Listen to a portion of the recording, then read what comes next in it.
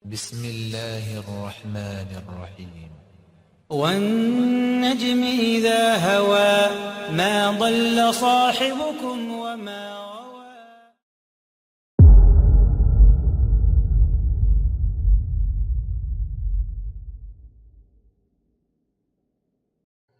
بسم الله الرحمن الرحيم.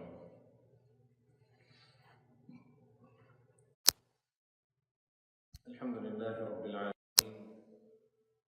والصلاة والسلام على أشرف الأنبياء والمرسلين سيدنا وحبيبنا ونبينا محمد وعلى آله وأصحابه وأزواجه ومن تبعهم بإحسان إلى يوم الدين. أما بعد، باب لا يشبع دون جاره.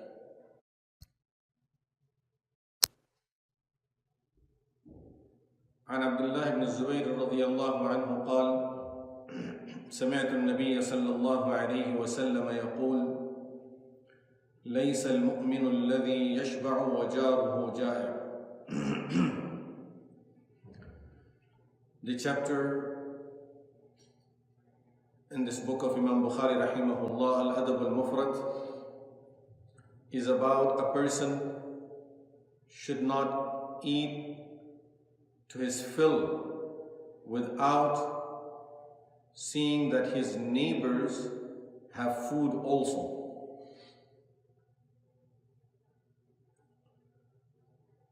And the hadith narrated on the authority of Sayyidina Abdullah ibn Zubayr radiyallahu anhu, who says, I heard Rasulullah sallallahu alayhi wa sallam saying, لَيْسَ الْمُؤْمِنُ الَّذِي يَشْبَعُ وَجَارُهُ جَائِعٌ. A man is not a believer who eats to his fill while his neighbor is hungry. So a person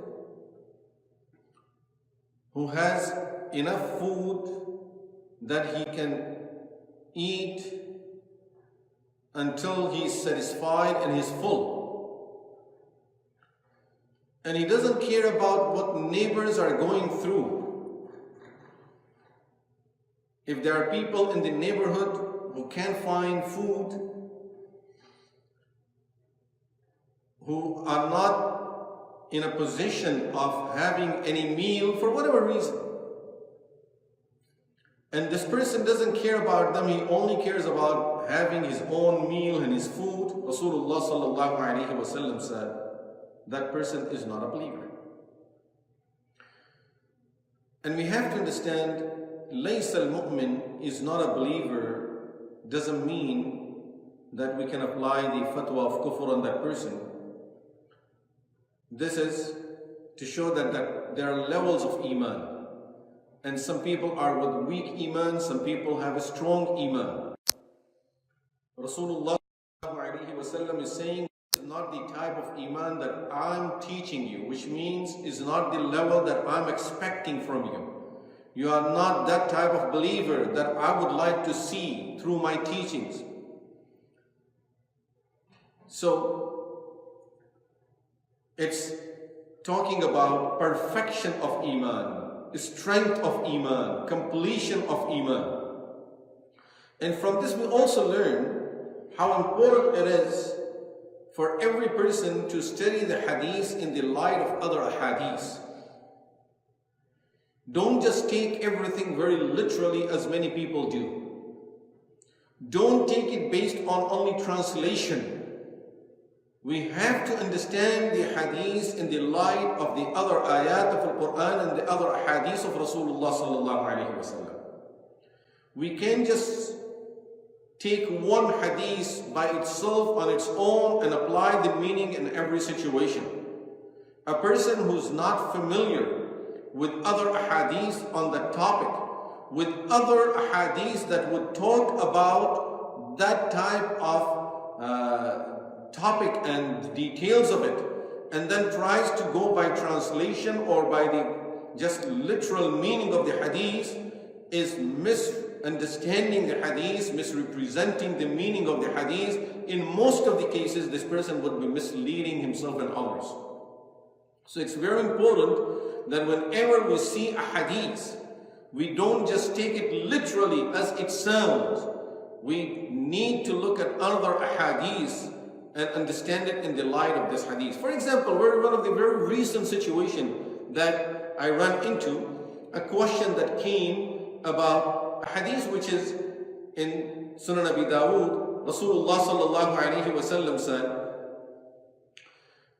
لا يقبل الله صلاة حائض إلا بخمار. I'm sure many of us may have heard this hadith. Allah will not accept the prayer. Now, this is what it literally means. The prayer of a woman who's menstruating, except with a khimar, which means when she has a scarf on, when her hair and her head is covered. Now, for some people, when they looked at the translation, at the wording of the hadith, they took two meanings from this. One is, a woman who's menstruating can still pray as long as she covers her head.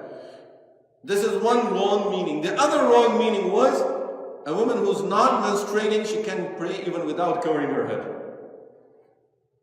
And here we can see how just literal meaning could take people away and mislead people when they don't understand the true meaning of the hadith.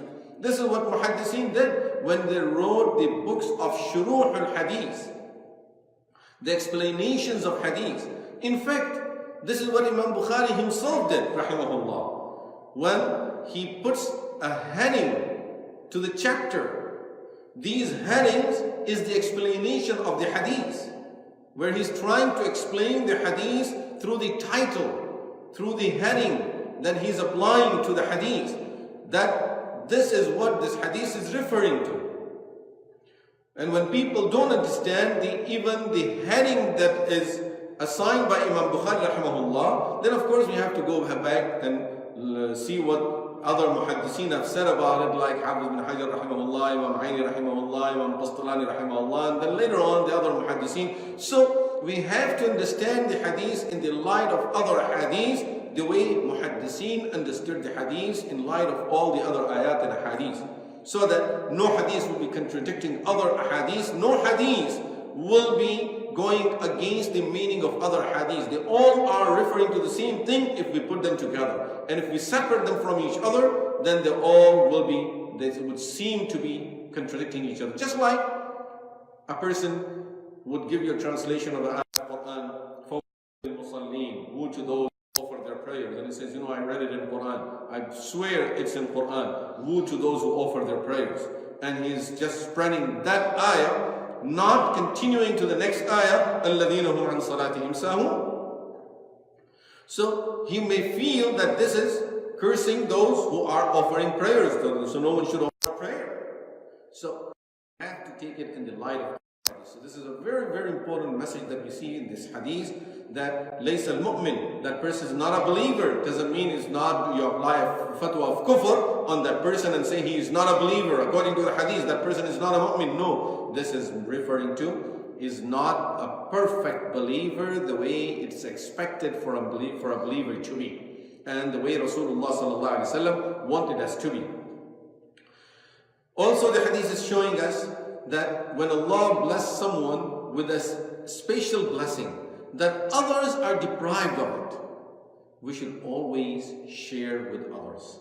Allah subhanahu wa ta'ala give blessings to some people in order for people to share it with others, not only for themselves. Most of us nowadays especially, we feel whatever blessing Allah has given me, it's only for me. This is why He gave it to me. If Allah wants, He could have given it to the other people. And if He didn't give it to them, it's not my problem. They have to deal with their own situation. They have to earn, they have to work, they have to get it themselves. And whatever I have is only mine. It's only for me. Isn't it the same thing that the kuffar used to say? And Allah narrates that in Quran, وَإِذَا قِيلَ لَهُمْ أَنْفِقُوا مِمَّا رَزَقَكُمُ اللَّهُ, Surah Yasin, that we are supposed to read every day. قَالَ الَّذِينَ كَفَرُوا لِلَّذِينَ آمَنُوا أَنُطْعِمُ مَنْ لَوْ يَشَاءُ اللَّهُ أَطْعَمَهُ.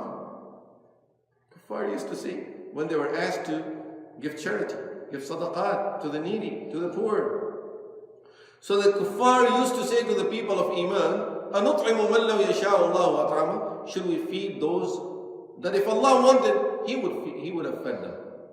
And if Allah didn't feed them, that means He doesn't want them to be fed. So we are not going to feed those people. No. Allah subhanahu wa ta'ala, when He created human beings, the first title He gave, وَإِذْ قَالَ رَبُّكَ لِلْمَلَائِكَةِ إِنِّي جَاعِلٌ فِي الْأَرْضِ خَلِيفَةً.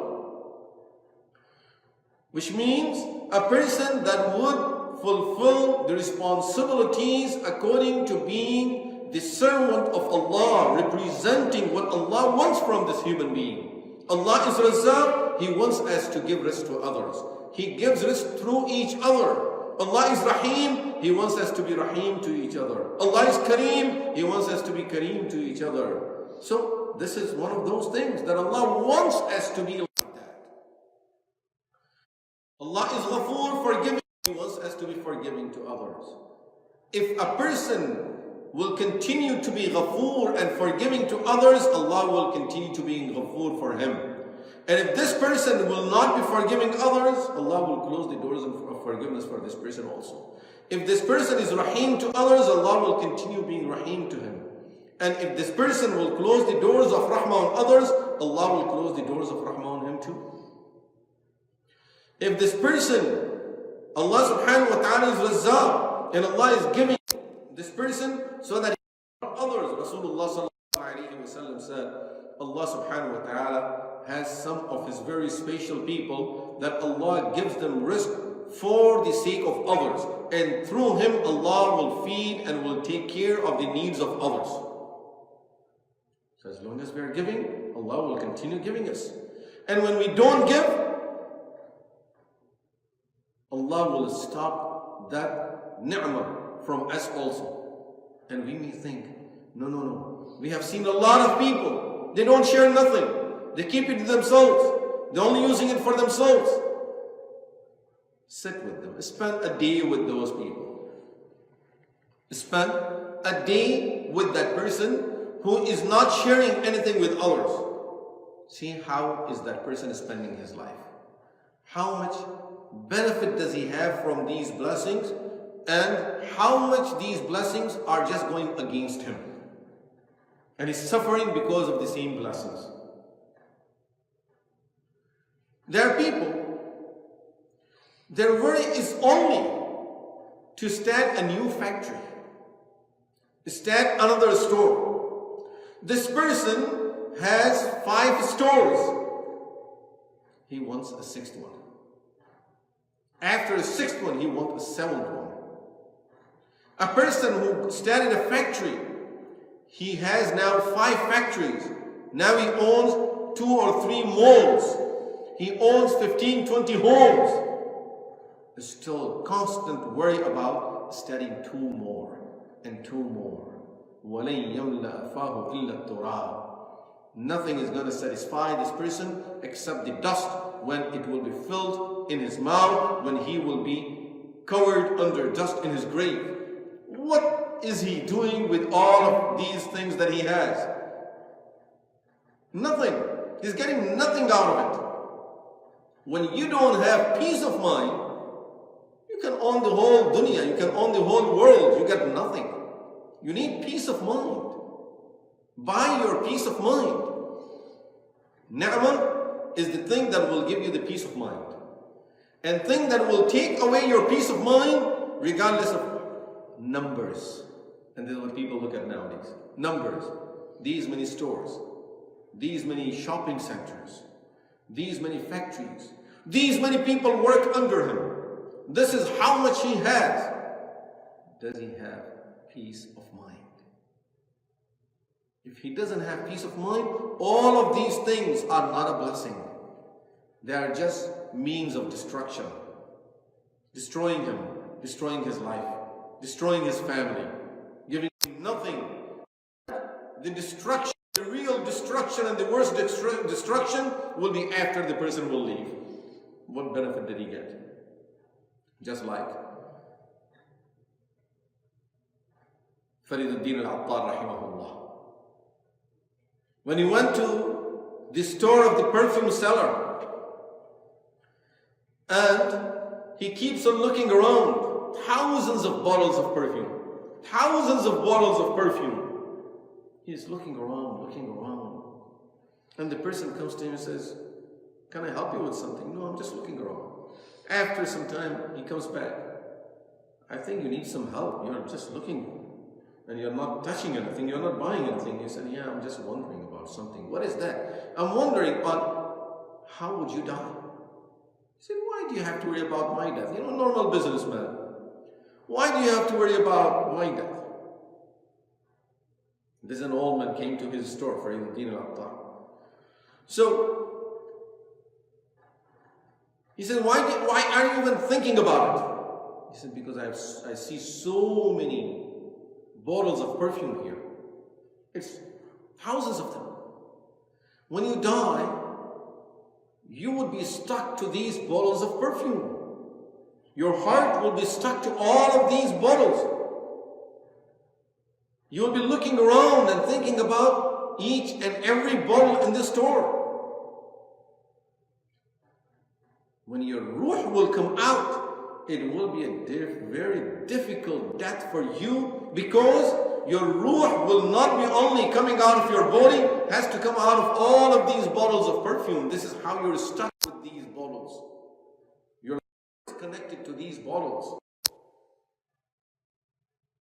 which is a fact. When we are leaving, going somewhere, how many things we have to worry about? My store, my business, and who's going to make sure that, you know, there is still, the shelves are full and all the merchandise is there, and the depositing the money for every day. So many worries. Of course, is not to say don't do nothing, but when the person is only increasing the worry and he's not being in a position of getting any peace of mind through this, then of course, these are only increasing his worry, which is only a problem. Increasing the worries is only a problem. If these things are giving you your peace of mind, okay, after having few stores, you can start a third one, fourth one. Now a person can say, Alhamdulillah, I can come to the masjid for every salah. I can come even before the adhan. Now I have the peace of mind. I can relax, do my ibadah. Every night I'm able to get up for tahajjud. I'm able to recite my juz of Quran every day. MashaAllah, you got your peace of mind. I have time to sit with my family. I have time to sit with my family and we do some dhikr of Allah. We so do some dua. We talk. We sit. We have, MashaAllah, peace of mind. But when these things are only taking us away from these things, from things that will bring peace of mind in our life, then, you know, we look at only some time back, our elders, they used to close their store at a certain time. Could be Maghrib, could be Isha. The store is closed. And after that, even if a person would go and offer $1 million that open the store, I'll give you $1 million in the store is closed, come tomorrow. I'm going to go and buy it from somewhere else. There are a lot of other stores. I'll tell you which store is open. I'll give you the direction myself. But I'm not opening my store for you. And I'm not talking about history. Of course, for sure, it was like this in the history. I'm talking things that I have seen with my own eyes. I'm telling you, things that I've seen with my own eyes. Just think about the difference of time now of only some years. Within one generation, and we see such a big difference. So, having the peace of mind through the ni'mah of Allah is a great blessing of Allah subhanahu wa ta'ala. So, we should appreciate the ni'mas, share them with others. Allah is not giving us everything just for ourselves. He gives us these ni'mas so that we can share them with others. And this is what a true believer, this is why Rasulullah sallallahu alaihi wasallam is expecting every believer to be a person who has the habit of sharing things with others. This hadith also tells us that part of our iman, for a person to be a true believer, for a person to have a perfect iman, is not just ibadah, akhlaq, and perfection of our manners, our behaviors, is part of the perfection of our iman.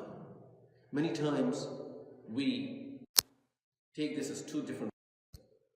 One is good behaviors and the other is my ibadah. Some people are very good in their ibadat. In fact, they're only good in ibadat. According to them, Islam is only ibadah. They took out the akhlaq part of our deen away from iman. Laysa al-mu'min is telling us part of our iman, akhlaq are part of our iman. As the hadith in Surah At-Tirmidhi with an authentic isnad, Rasulullah sallallahu alayhi wa sallam said, أَكْمَلُ الْمُؤْمِنِينَ إِيمَانًا أَحْسَنُهُمْ خُلُقًا. The person with best of characteristics and best manners is the person who has the most perfect iman. SubhanAllah. A person with the best akhlaq is the person أَكْمَلُ الْمُؤْمِنِينَ إِيمَانًا. Out of all the believers, this is the person whose iman is the most complete. This is a very unfortunate situation, especially in our time, when we have divided akhlaq and ibadat as two different categories, that for many people ibadat is part of our iman, and I will pray, I will do this dhikr, I will do that dhikr, and these type of all kind of schedules that we have, but a person can't even smile to no one. The person can't help no one. Doesn't care about what anyone goes through in life. In fact, if you can make it worse for the person by making him feel that because you don't do what I'm doing, this is what you're going through. This shows, this is a sign of no akhlaq. Being too far from akhlaq, which is part of our iman. We can't separate it. This is going to be seen in the hereafter. In this dunya, yes, mashallah, this person is always on his musalla, and he's always doing ibadah, and he's mashallah all the time in the masjid. But we have seen situations, the very same people, when his family would talk about him, when they come to you, and especially being in our position, people come for counseling. This is, they have to come. When families have to come and reveal the secrets of their homes, and you find out that this very nice brother was quiet, doesn't talk to no one, always in his ibadah. And mashallah, every time you see him in the masjid and dua and dhikr and Quran, and family is complaining about him for everything that he does at home. This is not the same hadith that I was talking about from Surah At-Tirmidhi. أَكْمَلُ الْمُؤْمِنِينَ إِيمَانًا أَحْسَنُهُمْ خُلُقًا. And the hadith continues, وَخِيَارُكُمْ خِيَارُكُمْ لِنِسَائِهِمْ. The best out of you are those who are the best to your families, to your wives. We forget about all of that. In fact, generally our teaching is, don't worry about them. Don't worry about your family. You don't have to worry about anything. Keep on doing what you're doing. No. It's part of our responsibility. It's part of my deen. It's part of my iman. وَخِيَارُكُمْ خِيَارُكُمْ لِنِسَائِهِ. It's part of the hadith. It's part of the teachings of Rasulullah sallallahu alayhi wa sallam. So we have to make sure we take care of this. And then, amazingly, one thing, and I'm going from one to another, but we have to understand these things in the light of these hadiths. One thing that I always see now is every person memorizes the hadith that will be only about his rights. So, a woman only knows the hadith. She will always talk about, قال رسول الله صلى الله عليه وسلم خياركم خياركم لنسائه. This is the only hadith she would memorize. And the man will memorize the hadith that will talk about having an obedient wife. You have to be obedient. Children are memorizing the hadith where Rasulullah sallallahu alaihi wasallam talks about teaching children adab and akhlaq and taking care of them and being fair to them. And parents are memorizing all their hadiths about rights of parents. And this is how it goes. Everyone is just looking towards his rights. If we start learning the hadith about our responsibilities, we will take care of all of these problems in our society. If we start looking at the hadiths that talk about our responsibilities. But generally, we don't want to look at responsibility. Yeah, people will come to you. You know, Shaykh, the hadith says that the leader should be like this. For sure. But go and ask the leader and the Amir and whoever is the leading person in your community. That person knows the hadith about how people should treat their leaders. And those are the only ones he knows. And he's always talking about people don't respect me, people don't listen to me, and people, subhanallah. So he's talking about his right and they're talking about their right, and there will be no mutual understanding. If they will look at what are our responsibilities towards him and he's looking at what is his responsibility towards them, and they go according to their responsibilities, this is how we will be able to follow these instructions and bring them into our lives. So don't look at your rights only, look at your responsibilities. And then once we have taken care of our responsibilities, for sure you can then very humbly request to get your rights being fulfilled also. That you know, I did this for you and I'm doing this. Tell me if I'm doing anything wrong. I will try to fix it, but I would like you to take care of these things too. So this is very important that there is a mutual understanding. And also this hadith tells us that there are certain a'mal that will help us make our iman stronger. We should always look for those a'mal. Just like when a person is getting weak, they will prescribe some vitamins to the person. You have to take iron, you have to take vitamin C, E, B, whatever that those vitamins are. So when a person is getting weaker in iman, then you need certain type of a'mal.